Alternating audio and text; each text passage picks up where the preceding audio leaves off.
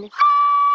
Adventure Time is a weird show. As a kid/teenager, it was a TV show I loved but never really caught up to after the first 2 seasons. Majorly because Cartoon Network just aired the episodes randomly by the time I started getting into the show, so I never understood what was going on. All of a sudden, there was a lemon dude voiced by Morty from Rick and Morty.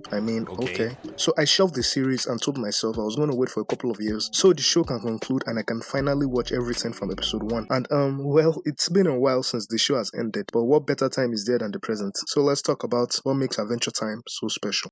Adventure Time can kind of be broken down into 3 core parts, and that's the first 3 seasons, which can be referred to as the Golden Age or the simple, goofy era of the show. The 4th to 5th season being the Silver Age, where Adventure Time really started becoming a more mature show with a lot more serialized elements and fleshing out more characters, and the 6th to final season being the Bronze Age or the dreadful, existential, and just deep introspective era of Adventure Time. But let's start off with the first 2 seasons, shall we? The Golden Age.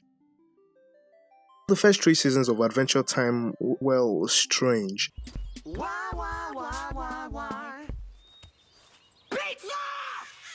To say the least. I would like to say this was the most simple era of Adventure Time, but that would honestly be doing the show a massive disservice. Because these seasons, like the rest of the show, did have some really cool and creative episode concepts, and little bits and pieces of world building. And here at this site, my great uncle Gumbald cut down all these taffy trees in a single night.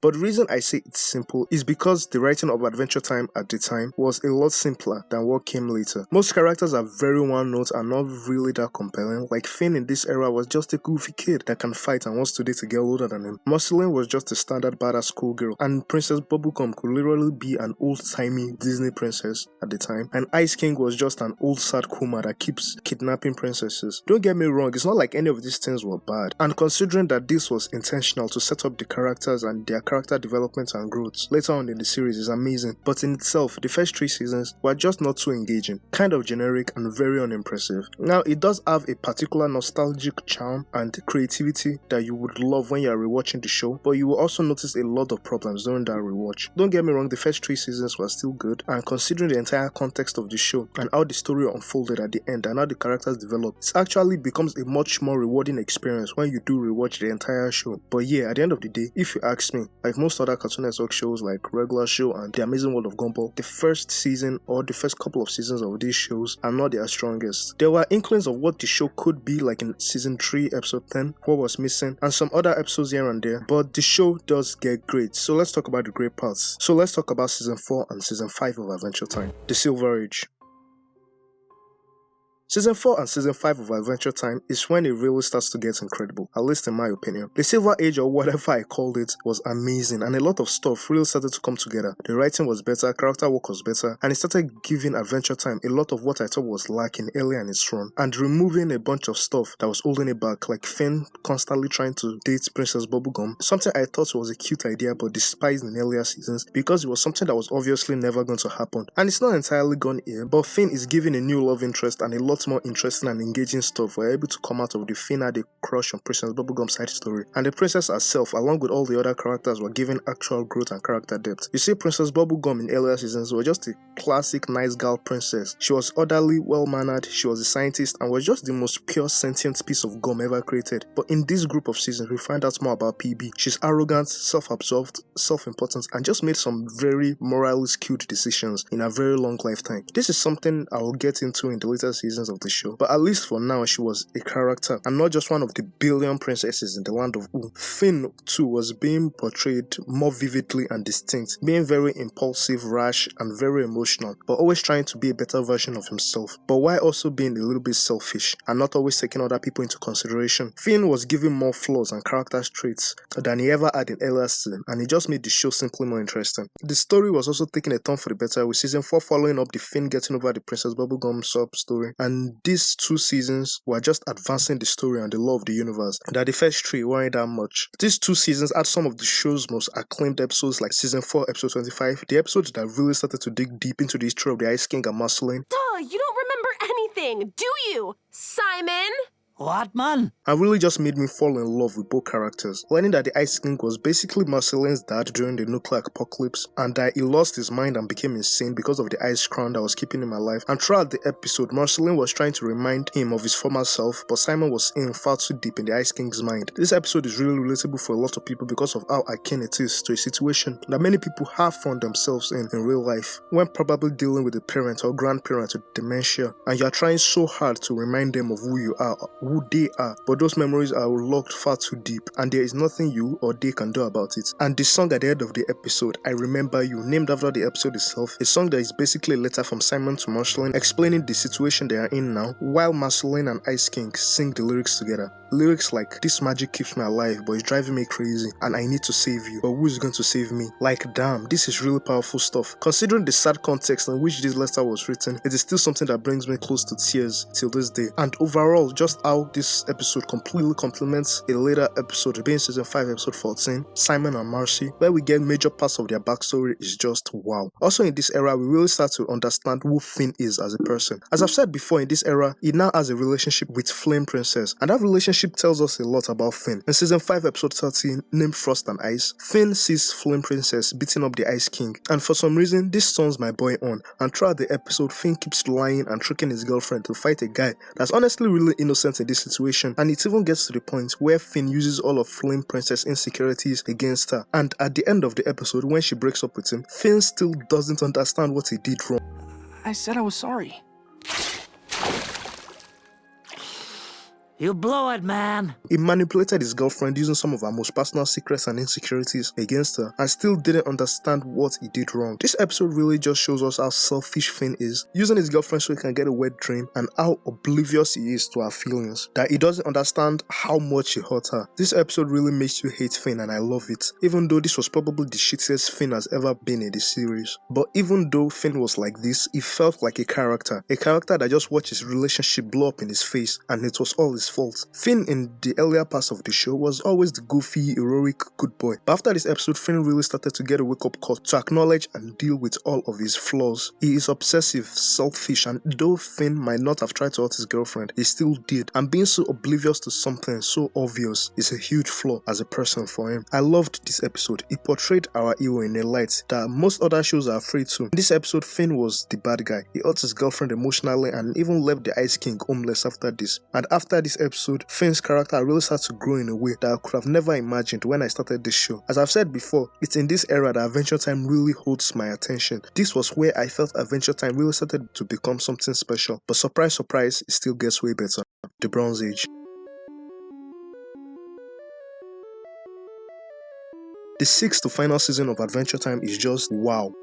Wow, I don't think I'm being hyperbolic when I say this is when the show becomes a masterpiece. One of the strengths of Adventure Time is how it grows with its audience, and with the mature themes, stories, and concepts explored in these seasons, I can clearly see why. There were a lot of episodes in this era that focused on such weird concepts and story ideas, like let's look at season 6 episode 20, Jake the Brick. If you watch this episode randomly after the first 2 seasons, you would ask, is this even Adventure Time? This episode, like its name, is an episode about our boy Jake being a brick. And that's the episode. The episode starts off with Jake telling Finn that the house that he is a brick in is about to collapse and he wants to be there when everything comes crashing down. But why? Well, Jake is clearly going through some stuff in this episode. Probably some midlife crisis or searching for meaning, yada yada stuff. And the episode ends with Jake realizing that he doesn't need some huge events in his life to matter in this world. Like the rabbit he was observing throughout this episode, the rabbit just kept on living and surviving. Even when it didn't seem realistic for him, Jake learned there is plenty of life to live, and him observing and narrating the life of that rabbit that kept fighting and living against all odds made him realize that it was just a beautiful episode, and I'm so glad it's won an Emmy.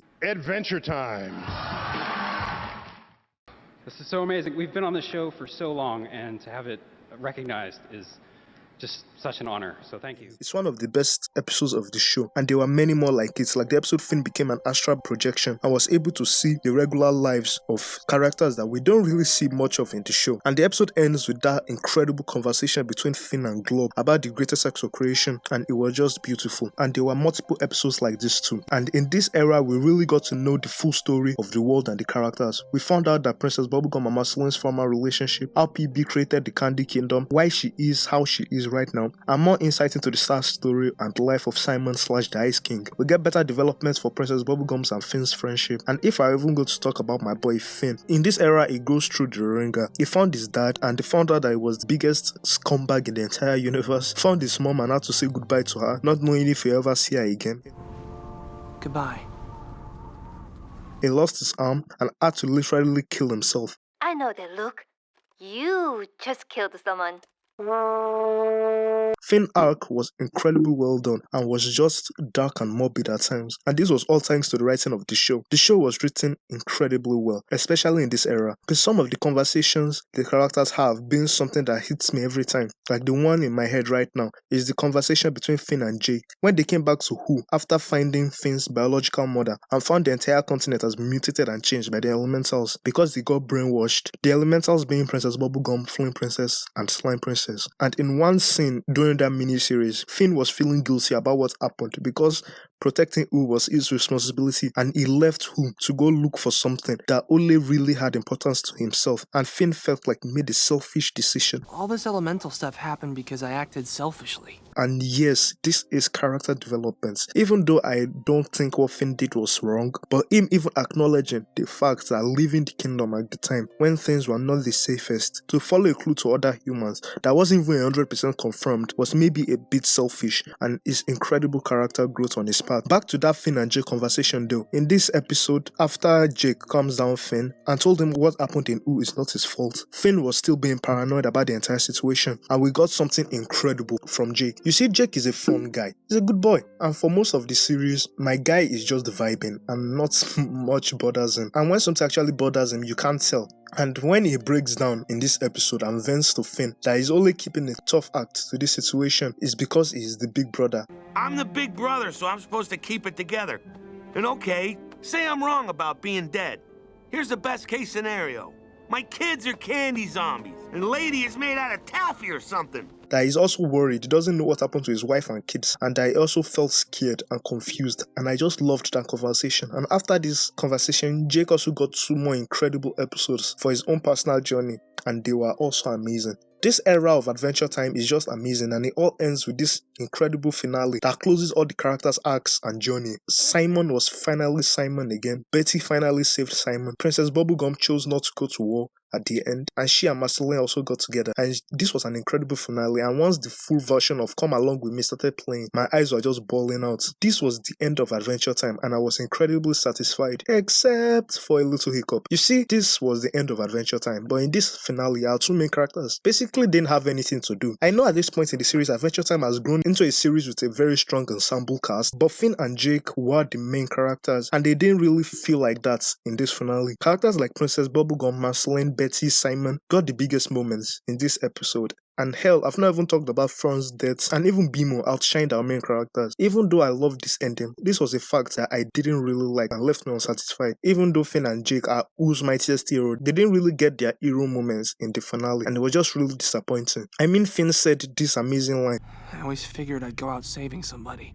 but apart from that, it didn't just feel like their finale, and it just left a bad taste in my mouth. And I asked myself, is this how Adventure Time was going to end? But then I found out that Adventure Time had a follow-up series on HBO Max called Distant Lands, and I heard that the 3rd episode was the true Adventure Time finale, so I watched Distant Lands. Distant Lands was pretty good. I didn't really care for episode 1, and episode 4 was just okay, but I loved episode 2, and that's because episode 2 is the follow-up to Bubblegum and Marceline after the series finale, and I kept episode 3 for the last since it was quote-unquote the true Adventure Time finale. And after seeing the title, Together Again, I knew I was in for something special. The episode starts off with Finn's death, okay, and him looking for Jake in the dead world, and finding out that Jake is in the 50th dead world, which is basically just heaven, and Finn does everything he can to find and meet Jake again. He tricks his friends and puts his family in danger just so he can meet Jake. And for half of this episode, we really just get reminded of how selfish Finn could be, even though he has generally grown out of it. But anyways, he meets Jake and they fight the Son of Death, who now rules over the dead world, and we find out that he is being controlled by the Lich, the main antagonist for most of the series, and we find out that he wants to end reincarnation. You see, in Adventure Time, souls are given the opportunity to reincarnate into this world in a different form. Like Finn in his past life was a girl, and even before that was a butterfly and a sentient comet. met, and the Lich wants to end this reincarnation cycle as it exists in this world. So when the people living currently die, there will literally be no more life in the living world, and that will basically be the end of life as we know it. So the boys defeat New Death / the Lich, and Finn and Jake finally got their big hero moment and saved all of life in the universe. And at the end of the episode, Finn shares to Jake how he felt when Jake died and how he has been subconsciously waiting for his own death since that day. And just wow. We know Jake died not long after the series ended, so Finn has lived for more years in his life without Jake than he has with his Jake. He has friends, probably a family, and he probably also adventured with Jake's granddaughter. He had a full life, but still he felt this way. Like, damn, that's just heartbreaking. After telling this to Jake, Finn told him that he was going to reincarnate and told Jake he could go back to the 50th Death World, and our heroes had their goodbyes. But as soon as Finn jumped into the reincarnation portal, Jake started crying and changed his mind and jumped in along with his little brother and best friend. They both have no idea what form they are going to reincarnate into, no idea what kind of life they will live, but that didn't matter because they will have each other and they were about to take on their riskiest adventure yet. I'll just come back for fun, because it's great being alive with you.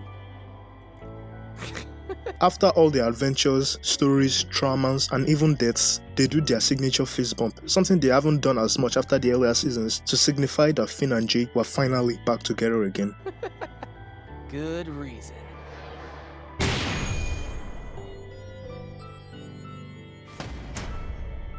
And at that, what else can I say than Adventure Time is a work of art. Thank you for watching.